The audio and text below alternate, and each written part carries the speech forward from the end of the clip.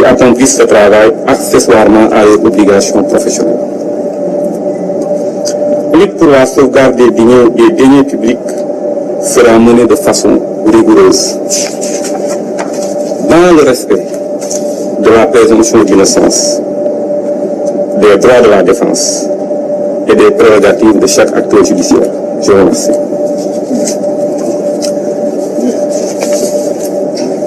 mbokk yi maa ngi leen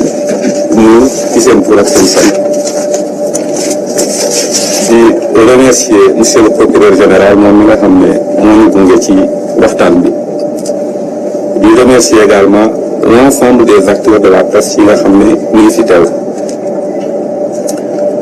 Sénégal kat dafa nekk réew moo xam ne réewum démocratie la te it dafa am ay charte yoo xam ne daf ko signé yi nga xam ne dafa tax dafa war a méngoog charte yooyu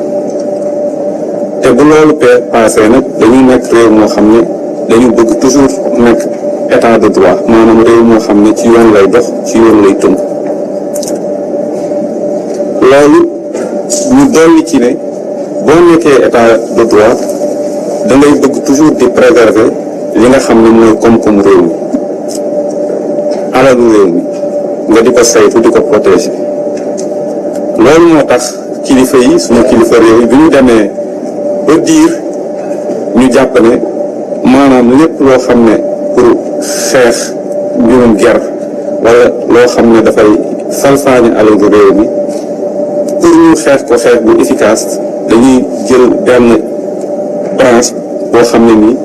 dañ fay teg ay magistrats yoo xam ne seen spécialité seen liggéey moo nekk di xeex loolu di ko càmbar di ko topp ngir ñi koy def ñu mën leen a teg ci yoon alalu réew mi ñu mën koo delloo si ci gafaka réew mi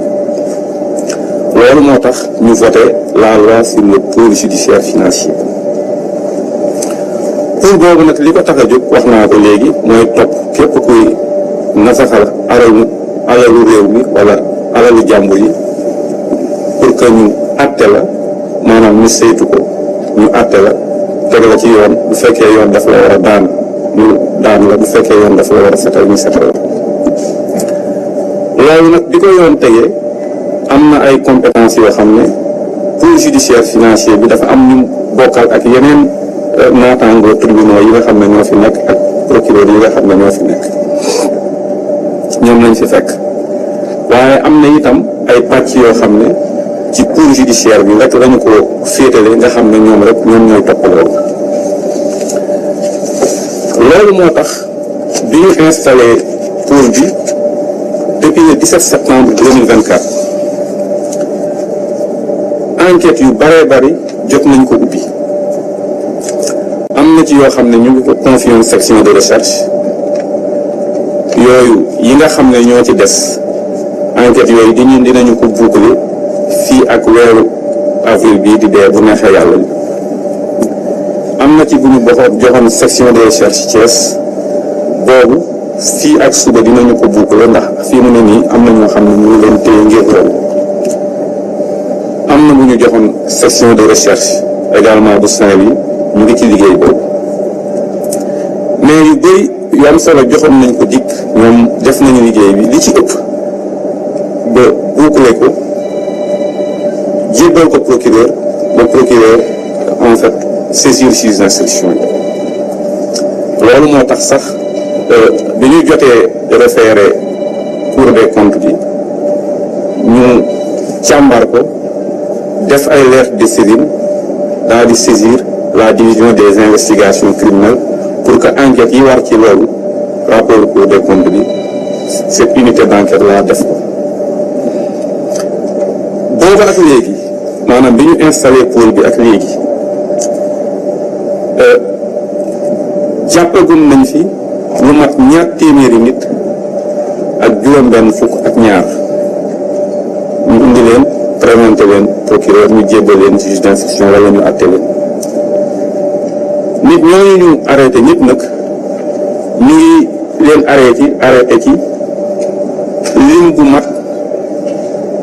ñetti téeméeru dossier yoo xam ne manqué na juróom-ñett yoo xam ne depuis bi ñu installé pôle bi ba léegi pôle bi traité na dossier yooyu maanaam ñaari téeméeri dossier ak juróom-ñeent fukk ak ñaar traité nañ ko bu ñu installé pôle bi ak léegi ñaar téeméeri dossier yooyu ak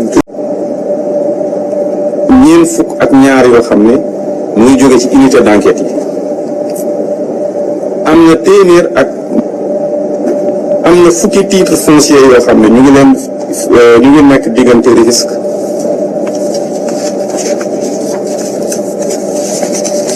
am na ñaari titre foncier yoo xam ne également ñu ngi ko inscrire provisoirement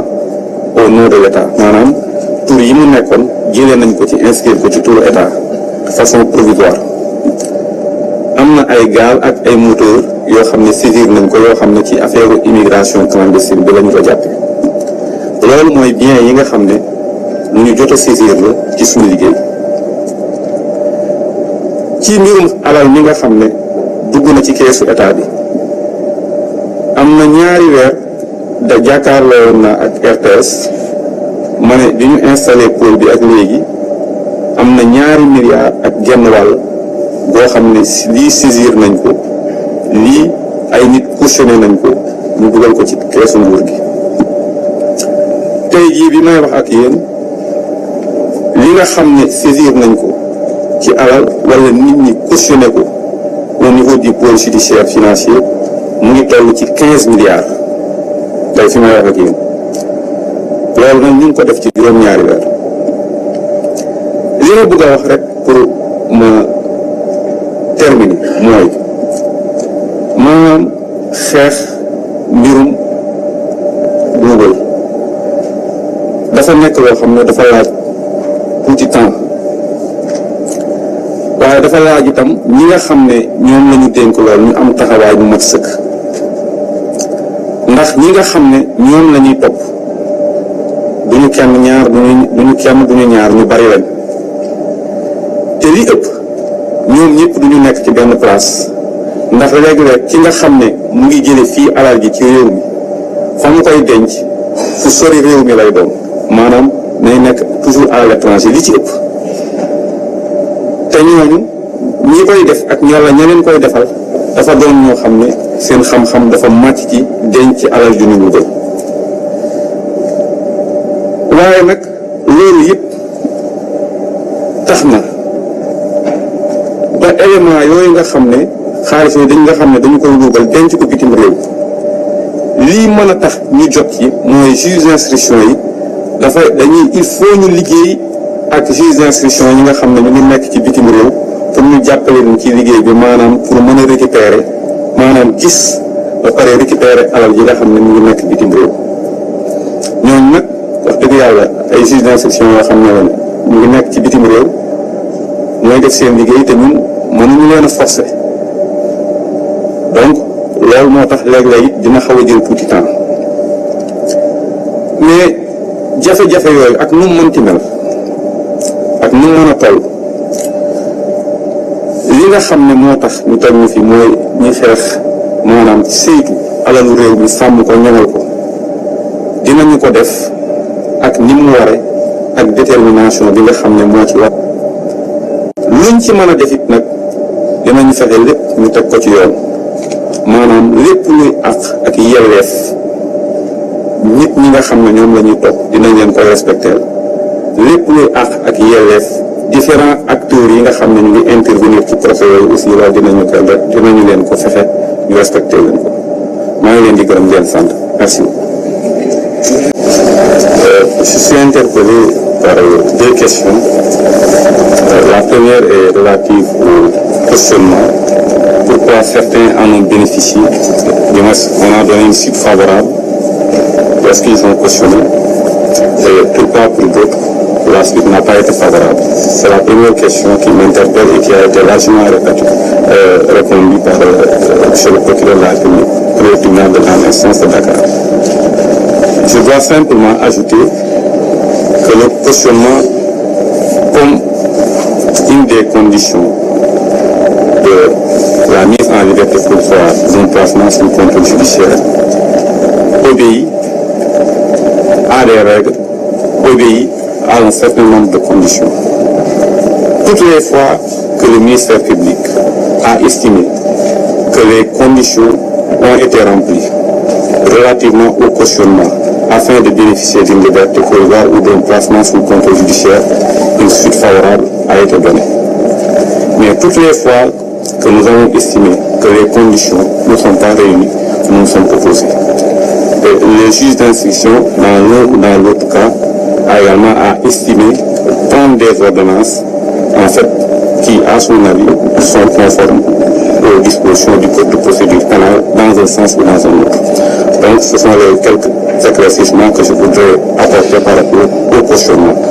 Tout ce qui nous intéresse en la matière, est-ce que les conditions prévues ont été respectées, oui ou non? Par rapport à la deuxième question qui m'interpelle, c'est en fait les personnes expertes dans l'art de dissimuler les avoirs criminels, notamment à l'étranger, dans les paradis fiscaux. À cette question, je voudrais simplement dire qu'effectivement, il y a des montants qui ont été repérés, tracés dans des pays étrangers, et des commissions rogatoires ont été prises par les juges d'instruction vers nos collègues, en fait, le magistrat placé, et il n'est pas exclu, en fait, si cela s'impose, en fait, que des déplacements soient effectués vers ces pays-là afin de prendre des contacts, afin de booster la procédure, afin de voir, en fait, ce qui est possible d'être fait auprès de nos collègues pour nous faciliter la coopération judiciaire. Donc, je confirme, il y a effectivement des fonds qui ont été retracés à l'étranger et il y a eu des commissions rogatoires des juges d'instruction qui ont été envoyées vers nos collègues, en fait, se trouvant dans ces pays pour leur coopération dans le cadre de ces procédures. C'est une chose.